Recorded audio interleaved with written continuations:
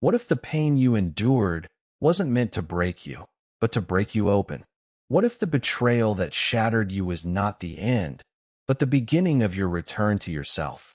What if every insult was not humiliation, but a secret initiation into the warrior you were always meant to become?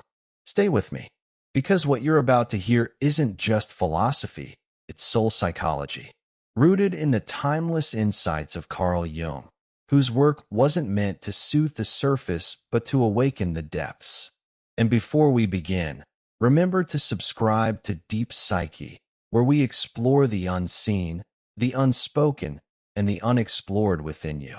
If you'd like to join our inner circle of seekers, our Telegram community is linked in the description. Now listen closely. You think you want revenge, but revenge is not what your soul is craving. What your soul is longing for is understanding. Because when you understand, truly understand, your suffering becomes a sword. And that sword doesn't just defend you, it transforms you. Carl Jung introduced the concept of the shadow self, the parts of us we disown, the instincts we've buried, the truths we've denied. These are not evil. These are not wrong. These are not weaknesses. They are human, and they are powerful once integrated. And here's the alchemy. When someone wounds you, especially someone close, they don't just awaken your pain. They awaken your shadow. They don't just hurt your heart. They unlock your unconscious. That ache, that rage, that longing for closure, that's not weakness. That's your inner world stirring. Your shadow calling out, not to destroy, but to be seen. Jung said, everything that irritates us about others can lead us to an understanding of ourselves, which means the people who triggered you have become your teachers. It doesn't mean you excuse their betrayal. It means you extract meaning from it. It means you ask, what part of me is rising through this pain? What is this trying to show me about myself? Until you meet the part of you that wants revenge. Until you meet the part of you that feels humiliated. Until you sit with the ache to prove something. You will continue to live in emotional captivity. But once you see it, you own it. And once you own it, no one can use it against you ever again. You see, we've been taught to treat pain as something to escape, to move on, to let go, to pretend we're fine when we're not.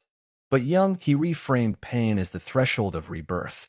He said, the most terrifying thing is to accept oneself completely. Because the moment you do, you're no longer afraid of being hurt. You're no longer playing the same old emotional chess game. You're not performing. You're not defending. You're revealing. When someone betrays you, it's often not personal. It's projection. It's their inability to face themselves mirrored onto you. Their fear becomes control. Their shame becomes cruelty. But here's the truth they don't want you to know.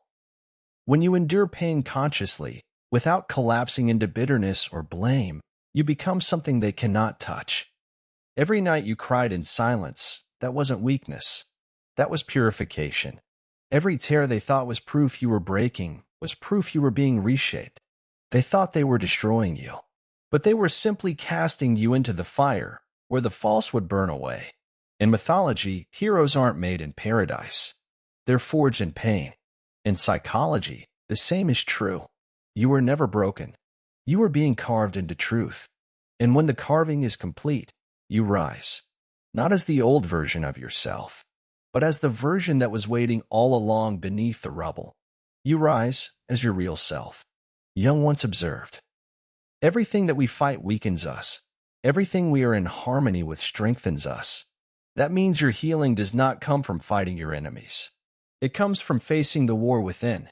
The world will tell you to respond with fury, to clap back, to expose them, to demand justice. But there is a higher justice, and it moves in silence. Silence is not surrender. It is not passivity. It is not fear. It is sacred, because silence says, I no longer need your chaos to define me. I don't need to prove anything to you. I don't even need your apology. And that terrifies them, because those who hurt you thrive on noise. They thrive on reaction. They thrive on your collapse. But when you fall silent, not in defeat, But in awareness, they are left alone with themselves, and they cannot bear the weight of their own reflection. You, on the other hand, begin to heal the moment you choose stillness over spectacle, the moment you stop performing, the moment you stop seeking validation in the eyes that refuse to see you. You're no longer reacting. You're no longer resisting. You're no longer playing the same game. You have left the arena, and in that quiet, you become their mirror. And that's what frightens them most. If this video is bringing you clarity, if it's helping you see your pain as a portal, then share it. Someone out there needs to hear this. And if you'd like to support this kind of soul-deep content, consider tapping the thanks button below. Your presence truly fuels the fire. Now, let's go deeper. Carl Jung once said, "The privilege of a lifetime is to become who you truly are." The people who judged you, belittled you, abandoned you, they spoke to a version of you that hadn't yet emerged. They judged the caterpillar, not realizing the wings were coming. They mistook your silence for weakness. They mistook your confusion for incapacity. They mistook your gentleness for submission. But while they remained loud in their delusions, you went inward. You built.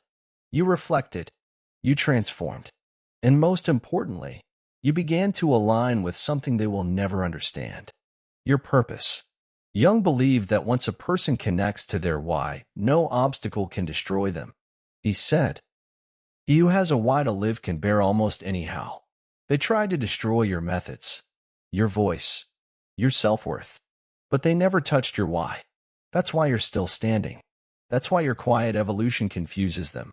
Because they can't comprehend how you didn't collapse. They can't see it wasn't about them. You were never fighting them. You were becoming you. Jung's most radical idea wasn't shadow. It wasn't dreams. It wasn't even trauma. It was individuation, the path of becoming whole. It is not self-improvement. It is self-realization. It is not about becoming better. It is about becoming true. Individuation is the moment you integrate all of who you are, the light and the shadow, the rage and the grace, the pain and the power. When they betrayed you, they thought they ended your story. But they only ended your illusion. And they activated your awakening. You now realize your enemies were not obstacles. They were keys.